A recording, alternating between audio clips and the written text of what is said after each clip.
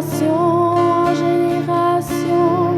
Seigneur, tu es pour nous un refuge avant que les montagnes soient nues et que tu aies créé la terre et le monde. D'éternité en éternité, tu es Dieu, tu es Dieu.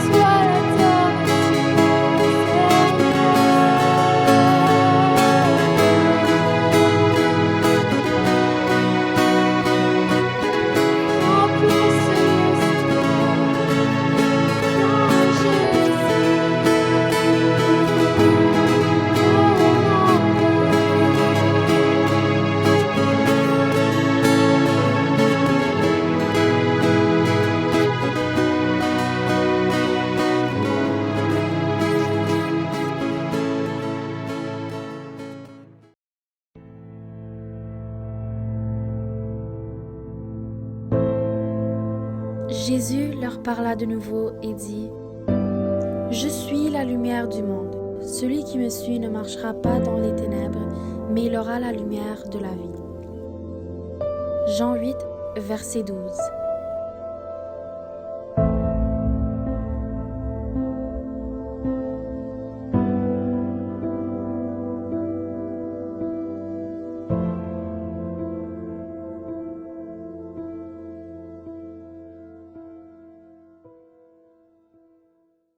Bonjour, bienvenue à l'Église chrétienne d'Annecy, ton église. Je m'appelle Jérémien, enchanté de vous voir. Comment sentez-vous aujourd'hui? Je vous demande ça parce que je veux vraiment savoir. Et aussi, en sachant déjà qu'il y a beaucoup de choses qui se passent dans le monde, que ce soit la pandémie, le confinement, ou même les fermetures des églises, la distanciation sociale, c'est différent.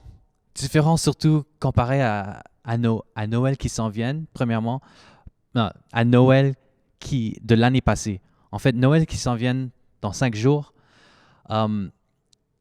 Ouais, Noël s'en vient dans 5 jours. Mais plus précisément, je réalise qu'il y a beaucoup de personnes qui ont, à cause de la confinement, il fallait faire des décisions quand même grandioses. Parce que, par exemple, chaque année, d'habitude pour Noël, vous allez voir votre famille, mais à cause du confinement, vous décidez que vous ne pouvez plus. Donc, il fallait rester chez vous. Ou même, peut-être tu es chez toi toute seule et d'habitude, tu sors très souvent, mais à cause du confinement, il fallait que tu restes chez toi avec la solitude. Ou même, vous sentez le stress et même la dépression. C'est comme la flamme de Noël. Il est un peu faible. Donc, on commence à perdre vraiment ce qui compte vraiment pour Noël. Donc on se demande alors, comment est-ce qu'on peut espérer pour Noël de 2020? Et est-ce que c'est possible, premièrement? Moi, je vous dis, comme étant un chrétien, il est encore possible. Peu importe ce qui se passe dans le monde, peu importe ce qui se passe dans ton cœur, il est encore possible que tu peux avoir un joyeux Noël. Afin de faire cela, il faut premièrement se demander comment alors, right? Comment tu peux avoir peu importe ce qui se passe, être joyeux. On peut même retourner avec ce qui s'est passé dans le premier Noël. Non, pas le premier Noël quand tu avais 1 an, là, peut-être tu ne te souviendras pas vraiment, mais vraiment le Noël premier, la naissance de Jésus. Donc, afin d'espérer pour un joyeux Noël, il faut voir à quoi semblait le premier Noël. Le premier Noël, il n'y avait pas de sapin de Noël. Il n'y avait pas de sapin de Noël dans une maison. Et en fait, c'était une crèche avec probablement de nombreux arbres qui étaient partout à proximité. Il n'y avait pas de chant de Noël, mais une armée d'anges qui chantaient dans les champs. Il n'y avait pas de fête organisée à laquelle la famille et les amis étaient invités, mais plutôt Joseph et Marie avec le nouveau-né Jésus dans la crèche et personne d'autre que quelques visiteurs. Le premier Noël n'a pas eu de multiples cadeaux, de nombreux cadeaux pour tout le monde, pour une personne spécifique. C'est pour ce qu'il désirait le plus. En fait, au lieu de cela, il n'y avait qu'un seul cadeau que Dieu a donné, non pour une personne, non pour Joseph ou Marie, mais pour toi, pour tout le monde, chacun de vous. C'est son Fils unique qu'il a donné pour nous afin qu'il ait la vie éternelle pour chacun de nous. La vie éternelle pour chacun de nous. Alors Donc en voyant cela, il n'y a pas vraiment des traditions qui s'est passées dans le premier Noël. Donc alors, si ces traditions ne comptent pas vraiment, qui n'est pas l'essentiel, les sapins de Noël, le fête de Noël, les cadeaux de Noël, décorations de Noël. Espérer en Noël, c'est espérer en quoi d'abord, right? Mais je crois qu'il faut plutôt se demander au lieu de se demander, espérer en Noël, c'est espérer en quoi? C'est espérer en qui? Et je peux vous dire tout de suite, c'est Noël, c'est d'espérer en Christ. Jésus est la vraie étincelle. La vraie chose qu'on doit fixer n'est pas la célébration de Noël, mais sur la personne qui en célèbre, Jésus-Christ. Célébrer Noël, c'est de célébrer le premier arrivé de Christ. Ouais, c'est de célébrer le premier arrivé de Christ. Parce que, premièrement, il y avait tellement de gens, il y a de nombreux prophètes, tous les prophètes en fait, ils ont prophétisé pour cette arrivée. Et finalement, c'était arrivé il y a 2000 ans. C'est un vrai joie. Mais tout pour dire, Noël, c'est pour célébrer Christ, son arrivée. Donc, ça veut dire, nos yeux doivent être fixés sur Jésus dans cette fête. Donc, Noël 2020 ne va pas être... Peut-être, je pourrais même dire que, que Noël, cette année, il a été fait comme ceci pour une raison. Parce que, en retournant avec ce qu'on faisait d'habitude pour Noël, les fêtes, on pourrait dire, on va focuser sur les célébrations.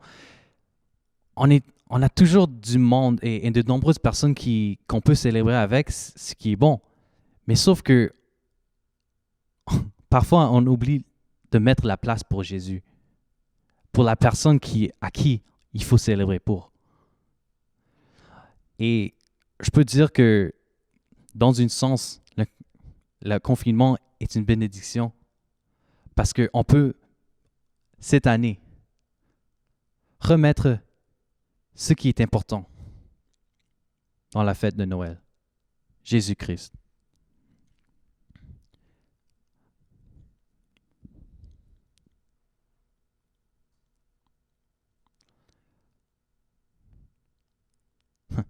Ouais, pour dire la raison pourquoi je veux vraiment focuser, pourquoi il est important que Jésus-Christ soit le centre de Noël, c'est parce que c'est lui qui est le vrai étincelle. Lui qui est, qui était et qui sera. Il était la même de tout temps. Parce que les traditions, comme on peut voir aujourd'hui, dans notre temps, que les traditions, c'est autant qu'ils sont amusants, on peut s'amuser avec, mais ils ne sont pas consistants. Ils peuvent pas, on ne peut pas le fêter pendant un confinement. Mais Jésus, il est le vrai étincelle pour qu'on puisse allumer notre flamme pour Noël.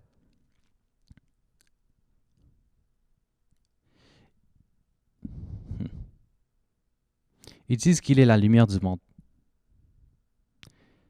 Que tout ce qui va le suivre, ça va le bénéficier. Tu vois, cette lumière, cette étincelle, c'est cette lumière qui doit être sur notre chandelle.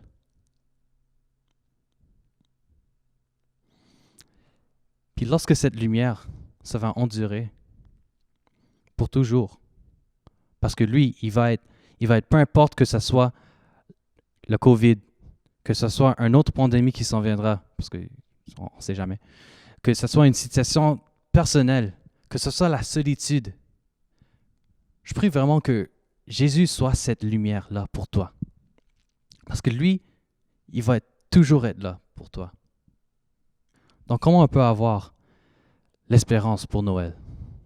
C'est en Jésus. En Jésus. Et en fait, lorsqu'on aura Jésus dans notre cœur, ça ne finit pas là.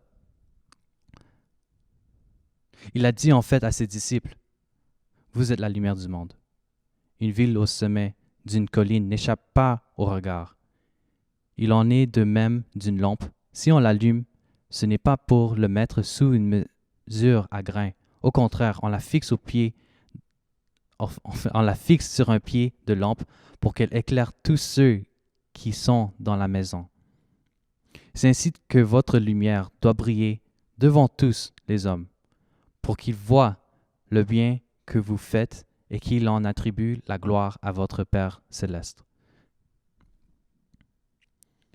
Jésus nous donne vraiment une tâche importante. Lorsqu'on le garde comme étant la chandelle, il nous dit d'être le fait que ça s'allume dans notre cœur.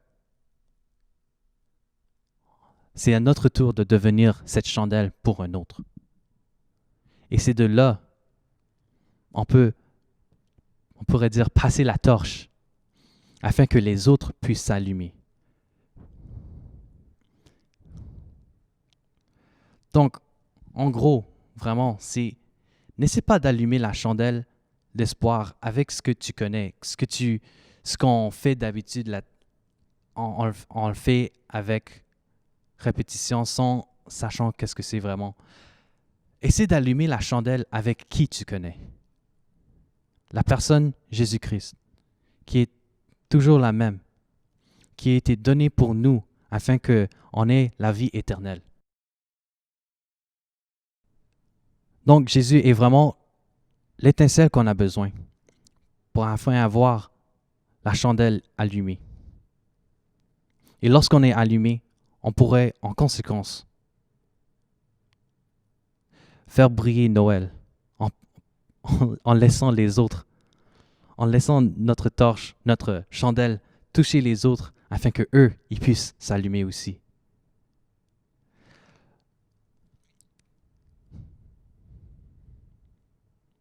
J'aimerais conclure avec ceci. Juste pour vous dire que j'avais vu un film qui s'appelait Close. C'est en Netflix. Je vous encourage vraiment de le voir, mais je vais comme donner un petit synthèse de cela. Un courrier a été envoyé à Smearensburg, c'est une place, un endroit gris et froid, déprimant. Il y a eu également une querelle entre deux familles pendant de nombreuses générations. Ils se détestaient vraiment, on pourrait dire avec une passion. Mais le courrier rencontre, pendant son voyage là, il avait rencontré une personne qui avait un caractère de Père Noël et il a aimé créer des jouets de bois, en bois. Il décide de s'associer avec lui et d'envoyer des cadeaux aux enfants de chacun des familles, que ce soit un ou l'autre. À un moment donné, les enfants ont compris que Klaus savait si les enfants étaient méchants ou gentils. Alors, à cause de cela, comme vous savez, si vous êtes mauvais, vous allez avoir du charbon dans vos bas. Donc, en conséquence, tout pour dire, il avait décidé de faire ce qui était bon. Après, il a envoyé des lettres. « Oh, check ce que j'ai fait. Donc, envoie-moi un cadeau. » Et en conséquence, ça bénéficie la communauté parce que les enfants commençaient à aider. Mais à la fin, le personnage du Père Noël, il y avait une déclaration très touchante en plus. C'est ce qui m'a marqué le plus dans ce film. Un véritable acte d'altruisme en suscite toujours un autre, sans échec. Donc tout pour dire, un véritable acte désintéressé suscite toujours un autre. Jésus, sa naissance, c'était le vrai acte d'altruisme pour nous tous. J'espère vraiment que vous allez laisser continuer cette flamme. Donc, laisse-moi prier pour vous. Laisse-moi prier pour vous. Seigneur, merci. Merci pour qui tu es. Merci pour la flamme que tu nous as donnée aujourd'hui. Que peu importe ce qui se passe, que ça ne soit pas la tradition qui nous rend essayer d'enflammer ce qui est notre chandelle, qui ne peut pas remplir vraiment. Mais c'est toi, Jésus. Je prie, Seigneur, que avec cette flamme pour chacun de nous, qu'on puisse être capable de le partager à tout le monde. Que ce soit notre voisin, que ce soit notre famille, que ce soit toi qui sois le centre de Noël cette année. Dans ton nom, Jésus, je prie. Amen.